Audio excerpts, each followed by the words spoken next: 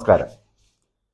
മലയാള മനോരമയിൽ 8-ാം പേജിൽ ആ രോഗ കേരളം എന്നുള്ള ഒരു ആർട്ടിക്കിൾ കണ്ടതുകൊണ്ടാണ് ഞാൻ ഈ ഒരു വീഡിയോ ചെയ്യാമെന്ന് വിചാരിച്ചത്. 2 അണുക്കളെ പറ്റിയാണ് അതിൽ പ്രധാനമായിട്ട് പറയുന്നത്. ഒന്ന് ഈക്കൊളൈ അല്ലെങ്കിൽ ഈക്കൊളൈ ചിക്കൻ, 2 ഷിഗല്ല ജ്യൂസ് അതായത് ഷിഗല്ല എന്നുള്ള അണുക്കൾ. ഈ 2 അണുക്കളും ബാക്ടീരിയയാണ്. സാധാരണ വയറിളക്കം ഉണ്ടാക്കുന്നത് വൈറസ് മൂലമാണ്. പക്ഷെ ഇത് ബാക്ടീരിയ ആയതുകൊണ്ട് മിക്കവാറും ഇത് ഡിസെൻട്രിയിലോട്ട് എത്തും. അതായത് മലത്തിൽ കൂടെ രക്തവും വരാനുള്ള ചാൻസ് ഉണ്ട്. ഇത് വളരെ സീരിയസ് ആകുകയും നമുക്ക് തന്നെ അറിയാം പല മരണങ്ങളും കേരളത്തിൽ സംഭവിച്ചു കഴിഞ്ഞു. അതുകൊണ്ട് പാചകം ചെയ്യുന്ന ഭക്ഷണം ശ്രദ്ധ വേണം, വൃത്തിയുള്ളതായിരിക്കണം, കുടിക്കുന്ന വെള്ളം ചൂടാക്കി തണുപ്പിച്ചതോ ഫിൽറ്റേഡോ ആയിരിക്കണം.